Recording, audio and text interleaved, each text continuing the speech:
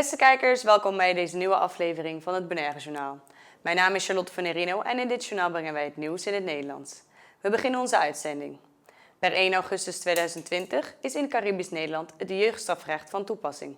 Kenmerkend voor het jeugdstrafrecht is dat de pedagogische aanpak en straffen en maatregelen voor jongeren van 12 tot 18 jaar gericht zijn. We spreken met Jill Sumosemito, directeur voogdijraad Caribisch Nederland. Als we het hebben over het strafrecht, dan hebben we het over alle rechtsregels die zijn vastgelegd.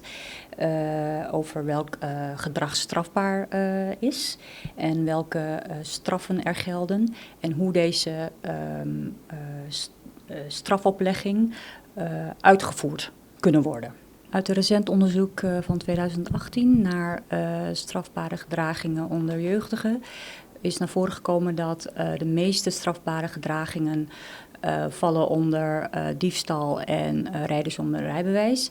En van deze jeugdigen waren meer dan de helft was zeg maar first offender, dus nog niet eerder met justitie in aanraking gekomen. Hoewel het strafrecht in Caribisch Nederland wel bepalingen kenden voor jeugdig tot 18, bestond er nog niet echt een aparte jeugdstrafrecht, zoals we die op Curaçao en Aruba wel al een paar jaar kennen.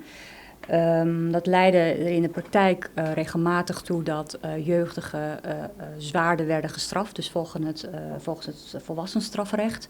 Of dat zaken geen doorgang kregen, dat ze werden geseponeerd. Met als gevolg dat jeugdigen niet de juiste begeleiding kregen om herhaling te voorkomen. Met de introductie van het jeugdstrafrecht zijn er meer op de jongeren afgestemde mogelijkheden om strafbaar gedrag onder de jongeren aan te pakken. Het jeugdstrafrecht verschilt van het gewone strafrecht omdat we hier meer pedagogische kanten benadrukken. De straffen voor de jeugdigen van 12 tot 18 zijn dan ook maatregelen zijn gericht op positieve beïnvloeding van het gedrag, heropvoeding en het voorkomen van een herhaling van strafbaar gedrag. Belangrijke onderdelen hierbij zijn bijvoorbeeld de herintroductie van HALT, de invoer van jeugddetentie en de coördinatie taakstraffen en toezicht houden op de bijzondere voorwaarden door de jeugdreclassering en begeleiding door jeugdzorg. Als je het hebt over lichte vergrijpen, zoals vernieling, vandalisme of spijbelen, dan kan de politie besluiten om jongeren door te sturen naar HALT. En daar krijgen ze de kans om hun strafbaar gedrag zeg maar recht te zetten. En daarbij krijgen ze gesprekken met de medewerker. Worden ouders er ook echt intensief bij betrokken. Moeten ze leeropdrachten uitvoeren, werken, taakstraffen. En een onderdeel daarvan is ook het bieden van excuses. HALT beoogt daarmee om grensoverschrijdend gedrag bij jongeren zo vroeg mogelijk zeg maar te stoppen. En als je een HALT-traject positief hebt afgerond, daarmee voorkom je een gang naar de rechter, zeg maar. Daar voorkom je een strafblad. Een gevangenisstraf speciaal voor jongeren die zware delicten hebben gepleegd. Zo gelden er op de jeugdafdeling van de gevangenis andere regels dan bij volwassenen. Bij zwaardere delicten kan het Openbaar Ministerie besluiten een jongere te vervolgen. In de praktijk is het zo dat dan de voogdijraad in zo'n situatie uitgebreid onderzoek doet naar de leefomstandigheden van de jeugdige en eventuele onderliggende problematiek te onderzoeken. Onze medewerkers geven daarbij dus ook een strafadvies. Maar uiteindelijk is de rechter degene die bepaalt wat de straf daadwerkelijk wordt. Een van de mogelijkheden daarin zijn dat een jeugdige een fikse geldboete zou kunnen krijgen. En naarmate het feit ernstig is, kan het zelfs jeugddetentie krijgen. Maar de rechter kan ook de straf voorwaardelijk uitspreken. En dat houdt in dat de jeugdige zich moet houden aan een bepaalde voorwaarden. Die voorwaarden kunnen zijn dat je verplicht moet meewerken aan behandeling, geen nieuwe delicten meer mag plegen. En de jeugdreclassering is degene die toezicht gaat houden op het naleven van deze bijzondere voorwaarden. Dat een jongere zich daaraan houdt. En dat doet de jeugdreclassering in combinatie met een medewerker van, meestal van jeugdzorg, die dan de begeleiding doet. Dat is de hulpverlening. Bij jeugdigen heb je andere regels. We moeten ons daaraan houden, want er zijn wereldwijd zijn daar regels voor. Jeugdigen mogen bijvoorbeeld niet eenzaam worden opgesloten, dus niet alleen in een cel, niet gemengd met volwassenen. En daar moet ook nagedacht zijn of geregeld zijn dat ze hun school kunnen voortzetten. Dat er speciaal bezoekregeling is met de ouders, want je bent natuurlijk wel verwijderd van je ouders. Wanneer een jongere een voorwaardelijke straf krijgt, zijn er voorwaarden waar hij zich aan moet houden. Hij of zij zich aan moet houden. De reclassering ziet erop toe dat de jeugdige zich houdt aan deze bijzondere voorwaarden. Vaak komt daarnaast ook een begeleider vanuit jeugdzorg die er voor de begeleiding is. Ze maken samen een plan op waar de jeugdige zich aan moet houden om te voorkomen dat hij weer in de herhaling gaat.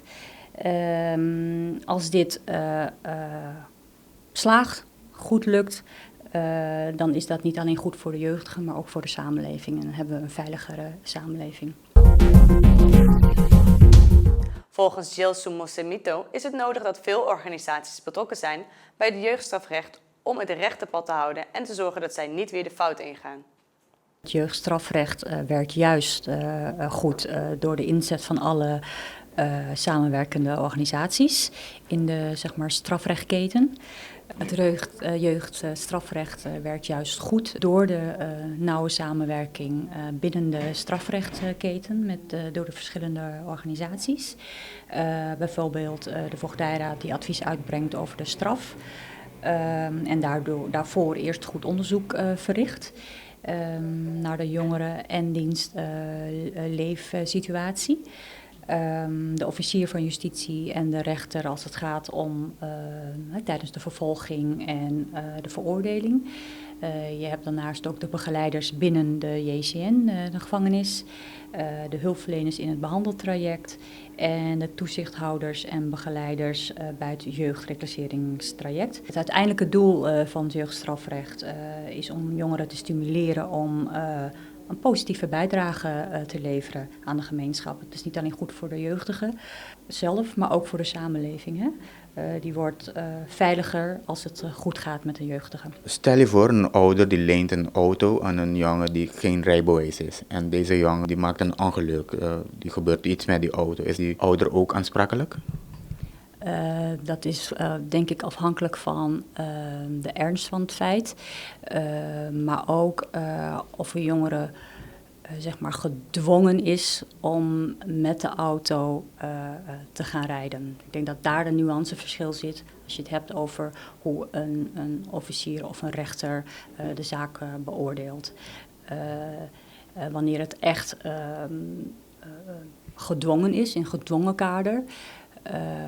En dan gebeurt er iets tijdens het autorijden of het nemen van die auto. Dan zou je kunnen zeggen dat een ouder aansprakelijk gesteld kan worden en dus strafbaar is. En in een lichtere geval dan zou je kunnen uitkomen op een waarschuwing.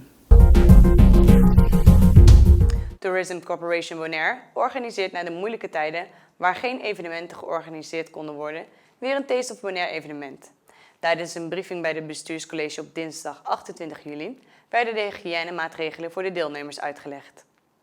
Nou, ik kan vertellen dat het heel erg belangrijk is dat we opnieuw hier weer afstand van elkaar gaan houden. Dat is niet het antwoord op de hygiënische regels, maar die horen daarbij. Handen wassen, elkaar niet aanraken, geen handen geven, niet te veel aan elkaar zitten. Het is ontzettend belangrijk om COVID te baas te blijven. Dat is zo belangrijk omdat het virus, wat hier niet is, want niet dat nou iedereen gaat denken van wat zijn dit voor enge verhalen, maar vooral op de handen zitten. En als je je handen heel erg goed wast, 20 seconden lang, en goed afspoelt en goed afdroogt, dan heb je al een stuk minder kans om jezelf te besmetten, mocht er ergens het virus rondwaren. En wat doen wij mensen? Wij mensen gaan ook heel vaak met onze handen naar de mond, de neus en naar de ogen. En dat zijn allemaal plekjes waar je het virus naar binnen kan laten komen. En dat is de achtergrond van dat vele wassen van je handen. Daarom hebben we ook deze bijeenkomst bijeengeroepen om de standhouders te vragen met ons mee te denken. En toch om leuke dingen op Bonaire door te kunnen laten gaan. En dus we vragen ook aan alle mensen die bij Taste of Bonaire komen, geniet vooral, eet lekker, houd afstand, doe niet te gek, was je handen op tijd en werk mee aan die regels. Dus we hadden ook kunnen zeggen, we laten Taste of Bonaire niet doorgaan.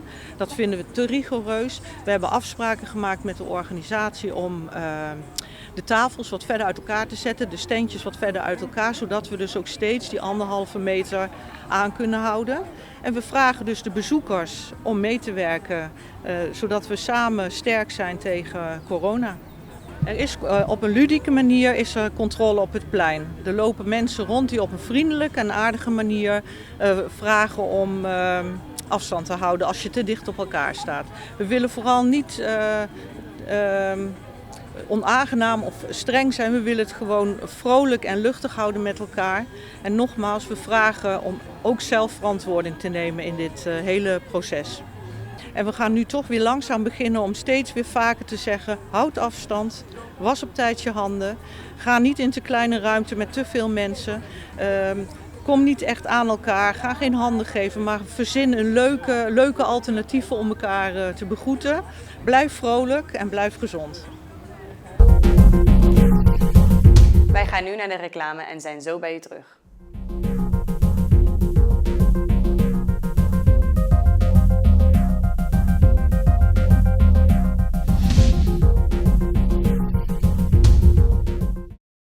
Sintoniza nos TV agora onda kubota. Download nos app, seja por the App Store of Play Store e disfrutar de nos programação e transmissão ao vivo completamente grátis. Há notificação de boletim especial e queda al tanto de tudo o que está passa. Para o escuta de nós, conta com nós. É canal netamente boneriano. Nos TV.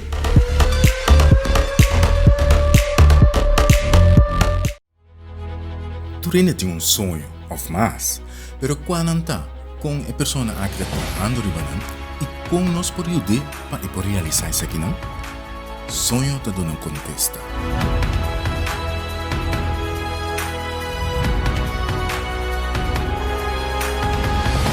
Sonho, já são 6 horas da tarde e repetição já viene depois de wega de número.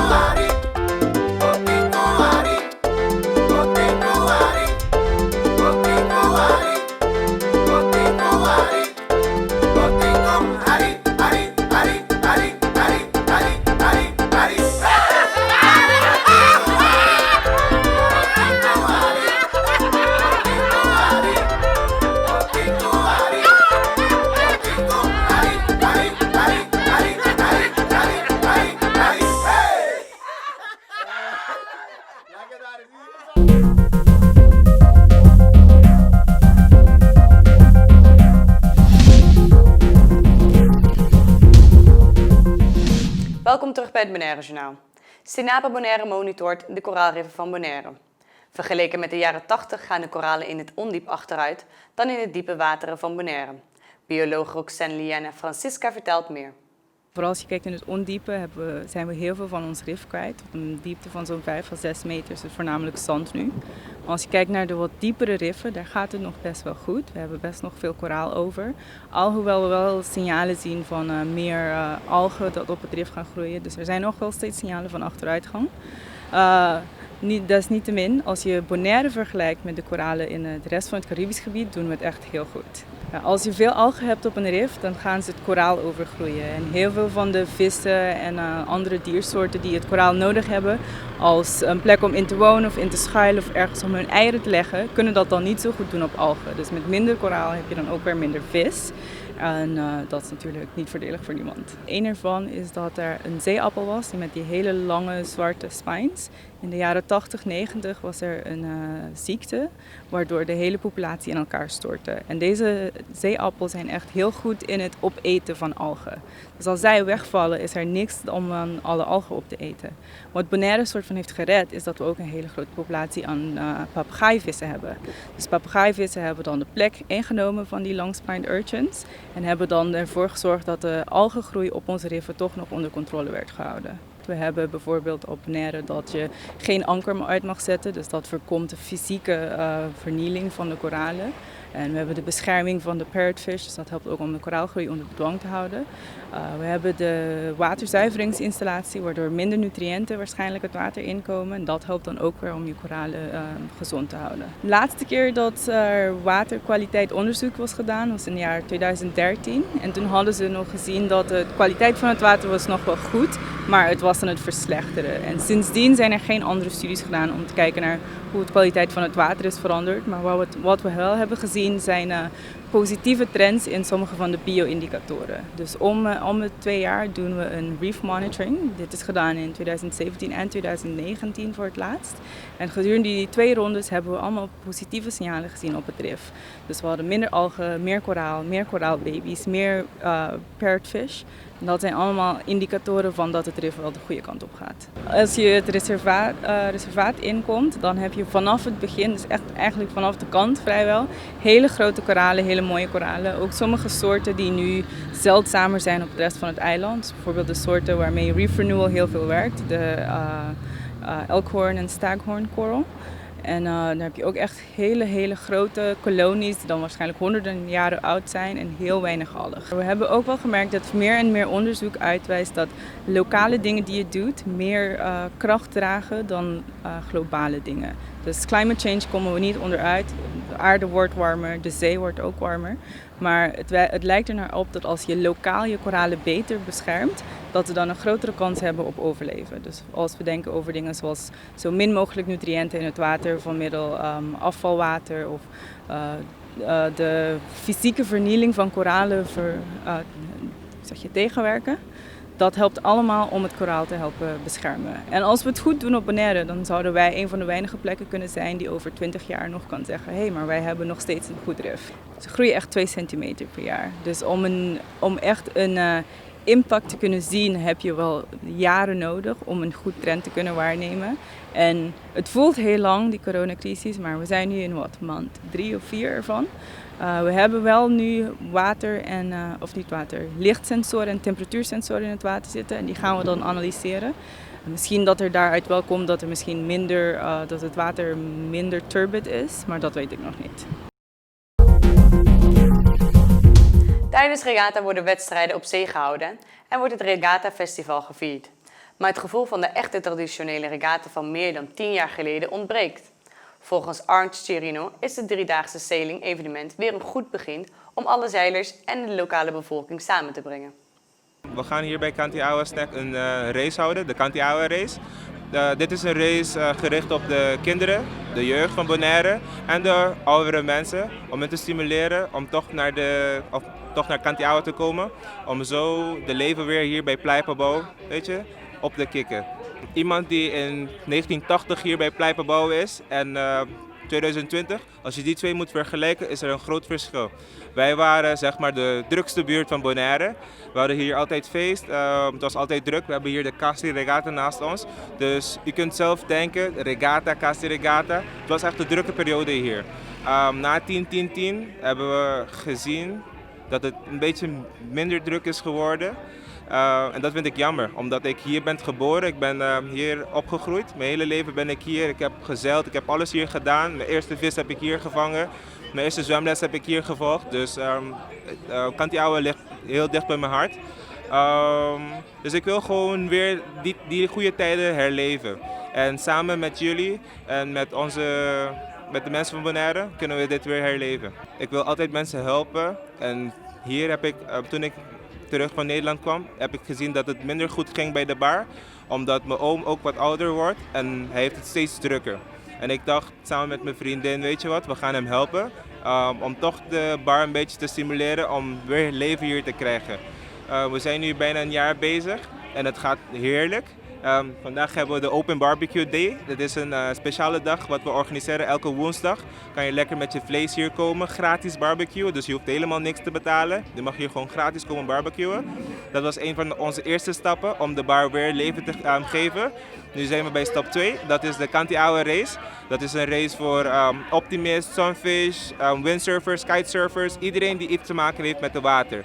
Maar het stopt niet daar. We hebben ook aan de mensen gedacht die niet direct geassocieerd zijn met een watersport. En we hebben 2 nieuwe categorieën erbij gezet en dat is kajakken en subraces. Sub is het lijkt op een plank en daar kan je peddelen. Dat is super leuk, het is iets nieuws. Dus we proberen al die dingen te doen om meer mensen te stimuleren om hier te komen sporten.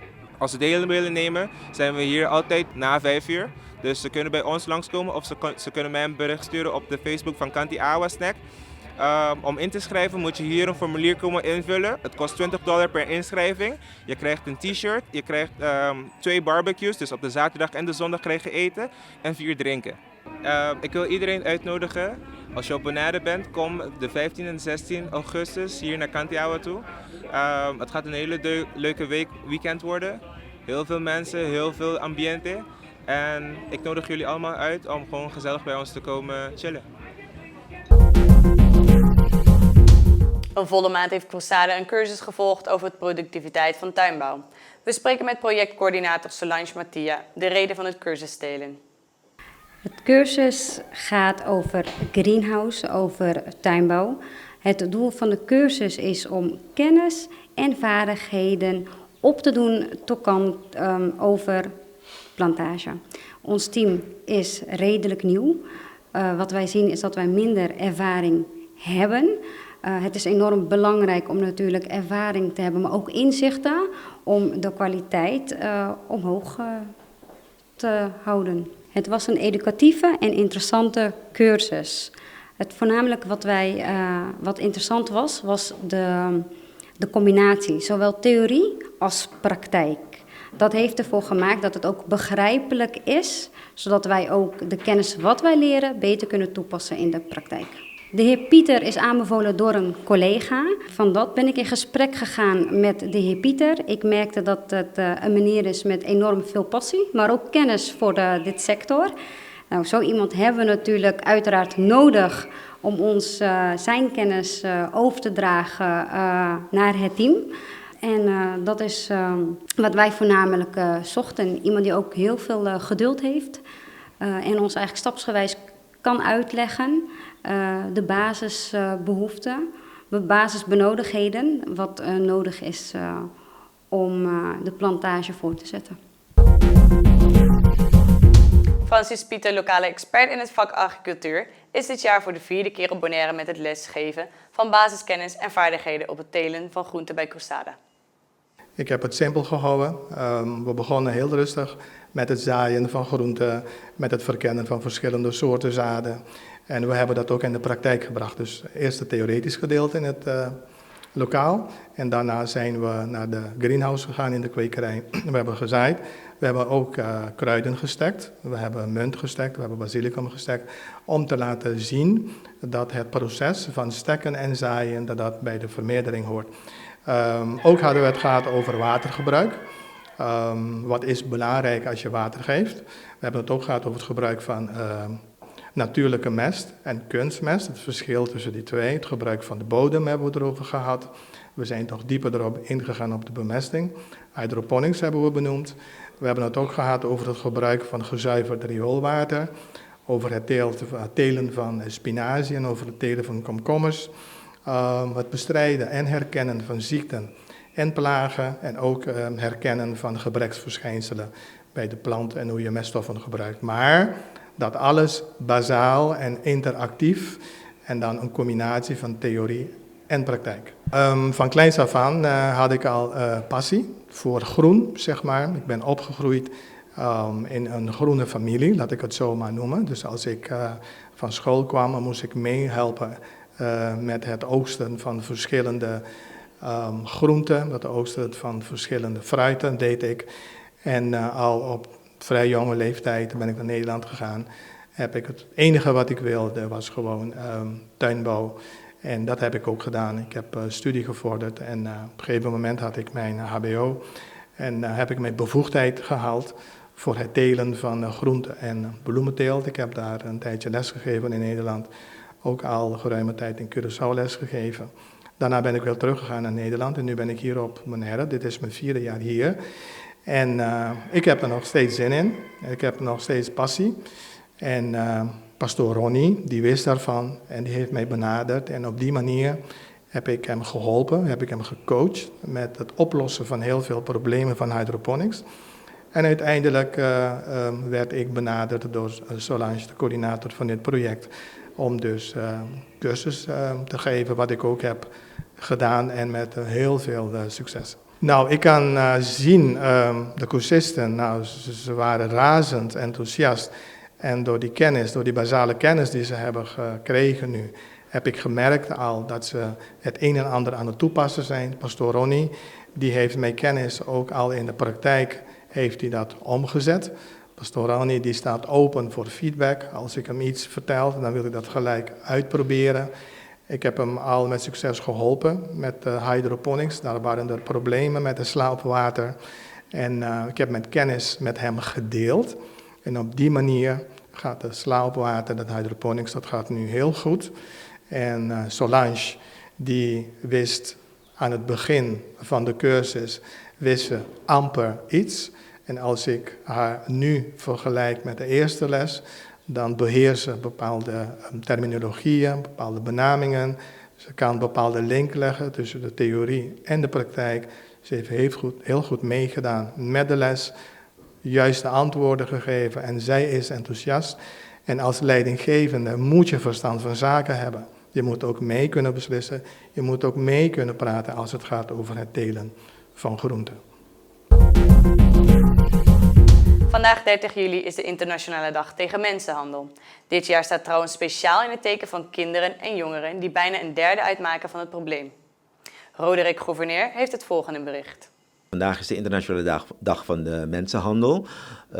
De laatste tijd, vooral hier in Caribisch Nederland, is het OM samen met de andere partners, andere ketenpartners, bijvoorbeeld de Camar, de politie. We zijn echt bezig om hier speciale aandacht aan te geven. Er zijn verschillende zaken die zijn al naar voren gekomen waar we hebben kunnen optreden. Het is natuurlijk heel moeilijk. Hè? Mensenhandel gaat bijvoorbeeld over uitbuiting. Het gaat over uitbuiting, vooral van arbeidsomstandigheden. Mensen die bijvoorbeeld lange uren moeten werken, zonder pauzes, zonder vrije dagen. En meestal worden ze betaald onder het minimumloon. En ze durven niet naar voren te treden om aangifte van te doen. Dus het is heel moeilijk om dit te kunnen bewijzen. Maar langzaam maar zeker komen er meer specifieke zaken naar voren. En mensen die krijgen meer durf om dit aan te kunnen geven. Dus er komen steeds meer zaken naar voren. U keek naar het Bonaire Journaal van deze week. Mijn naam is Charlotte van Nerino. Ik wens u nog een hele fijne avond en tot de volgende keer.